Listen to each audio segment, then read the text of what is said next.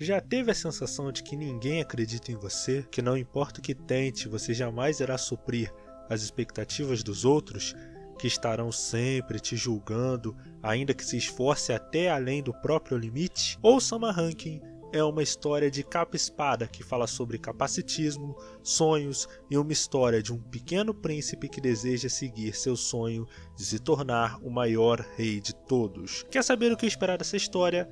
Chega mais aí que eu te conto.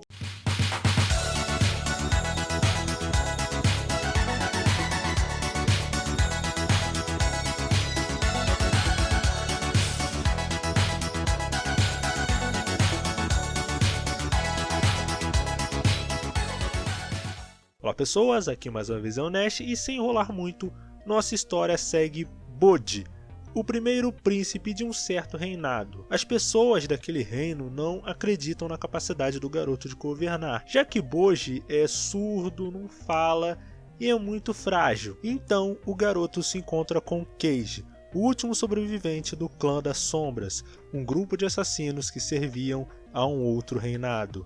Enquanto isso, o segundo príncipe, Daida, deseja se tornar o monarca daquele local, usando todos os métodos necessários para ter êxito.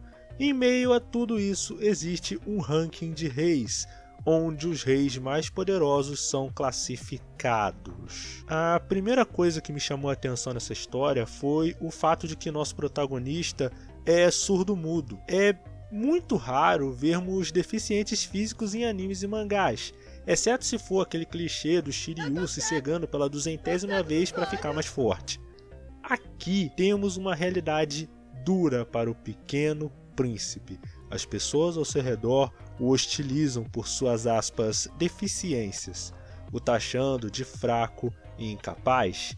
Fora isso, o garoto precisa suprir as expectativas de seu pai, que era o guerreiro mais poderoso daquele lugar. Todo esse julgamento bate bem forte na autoestima do Bode, mas ao aguentar tudo aquilo com um sorriso no rosto e uma bondade contagiante, ele demonstra uma força interior que poucos possuem. Ainda sobre isso, achei interessante eles usarem a língua de sinais para se comunicar com o garoto. Se bem que eu acho meio estranho haver língua de sinais na Idade Média. Mas enfim, o anime tratar sobre essas questões foi bem satisfatório. Afinal, muitos deficientes físicos com surdez assistem esse tipo de animação. Me apertou o coração ver algumas cenas do príncipe tentando se fazer valer como futuro rei, mas simplesmente falhando. Não porque ele não fosse capaz, mas porque a força que Bode tem não é a força que os outros julgam útil para governar um reino. Mas Bode não é o único personagem desse anime.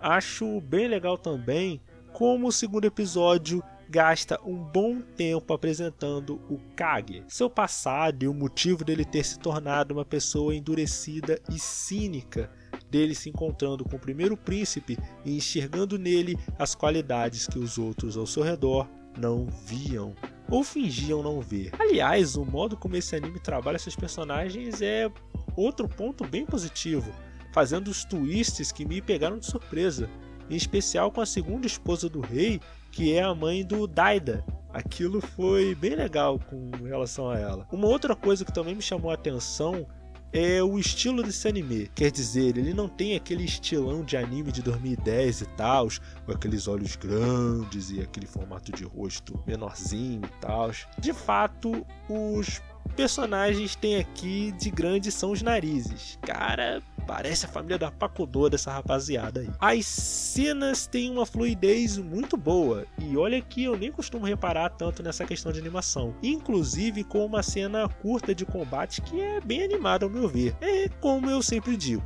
melhor uma cena boa de combate do que 24 episódios de Kamigami no Gekirin. Esse estilo de design para os personagens me chamou a atenção, pois reforça uma noção que um anime inteiro já me mostrava, que ele se parece com um conto de fadas. Mas antes de explicar o porquê, dá o like, se inscreve, comenta o que você achou de Osama Game e qual outro anime da temporada você quer que a gente analise. Porque é aquela história, né? Você tem que pedir like, você tem que fazer todo esse ritual, toda essa enrolação, senão você não cresce no YouTube, né? Se bem que eu não sei se isso vai fazer alguma diferença, né?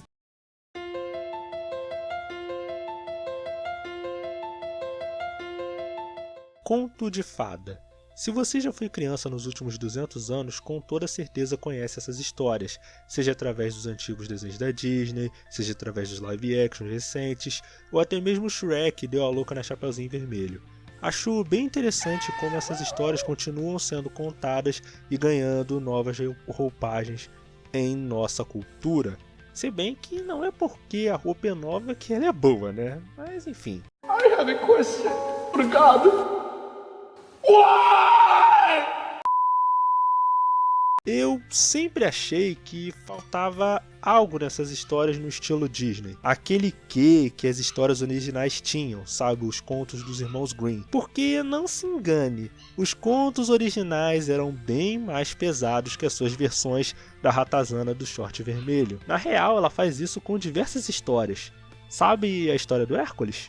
Bem, digamos que God of War é uma versão mais fidedigna da versão grega. E acredite, eu não estou sendo nem um pouco irônico com isso. O Sama Ranking tem bastante desses elementos de conto de fada dentro da sua narrativa, mas para explicar isso, eu vou ter que falar alguns spoilers do anime. Então, se não deseja saber, pule para o tempo que está aí na tela, para você não tomar spoiler e tudo mais.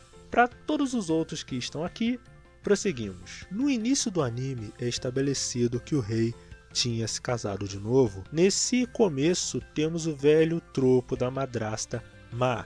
Ela inclusive dá um chega pra lá no Boji de um jeito bem seco.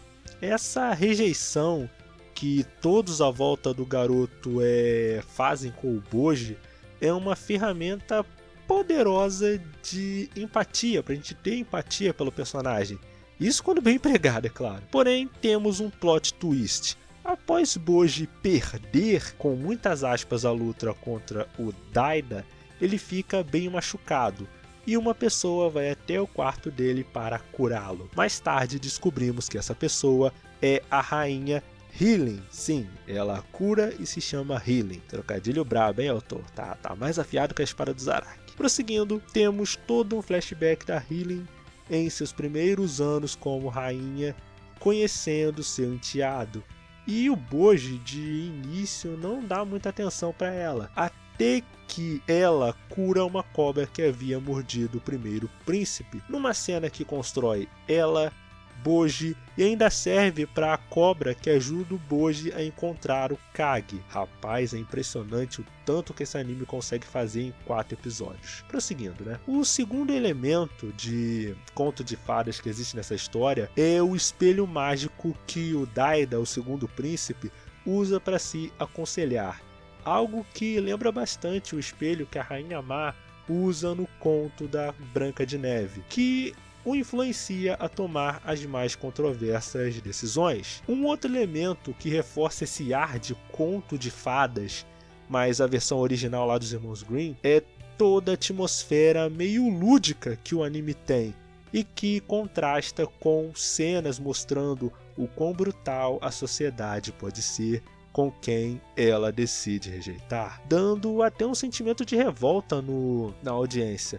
Eu, particularmente, acho que o que torna uma cena pesada de verdade é o quanto ela se torna significativa para os personagens ali. Não adianta você usar cartadas como o gore, o abuso, se nós não nos importamos com os personagens, se o momento não tiver peso dramático. E pode até ser uma cena chocante, mas vai ser algo vazio de qualquer significado.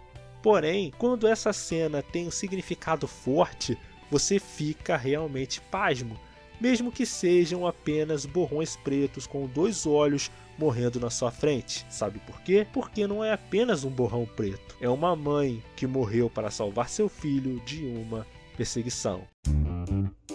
Mas tá, Nash. E quanto ao ranking dos reis? Sim, é verdade. Obrigado, pessoa aleatória aí do mundo aí. Sobre isso, a história ainda não nos deu detalhes tão a fundo, pelo menos até onde eu assisti episódio 4, apesar de nos dar indícios bem interessantes que servem de preparação para o que está por vir, sendo esse tal ranking meio que um medidor do verdadeiro poder de um monarca. Quanto mais alto for sua colocação, mais poderoso e influente o monarca é, ganhando inclusive direito a certas regalias especiais, dando uma importância vital a todo o processo. O que torna esse anime não apenas uma história de superação, como também uma história de fantasia interessante, estabelecendo um mundo original e bastante vivo. Tudo isso enquanto constrói personagens que nos surpreendem de diversas formas. Mano, eu não sei o que anda acontecendo com esses 4 EPs dos animes dessa temporada. Todo anime que eu ando vendo dessa temporada de 2021 tem um twist nesse episódio 4. Blue Period, Miruko-chan, Osama Ranking, todos eles têm finais interessantes nesses EPs 4. Vou mudar a minha regra de 3 episódios para 4 episódios de agora em diante. Enfim, Osama Ranking é uma história bem promissora, com um ótimo protagonista e uma trama envolvente. Só pelo amor de Deus, é Osama Ranking e não Osama Game. Acredite, você não vai querer confundir os dois. Enfim, esse é o final do vídeo. Obrigado a você que está assistindo de manhã, de tarde e à noite. Lançamos podcast todas as sextas-feiras ao meio-dia nos agregadores de áudio como Anchor e Spotify, e todas as sextas às 8 horas da noite em radiojhero.com. Acesse lá que vai ter artigos de todo tipo, cultura pop, J-rock, notícias de games e tudo mais. Eu sou o Nash, tenha uma vida longa e próspera. Até a próxima.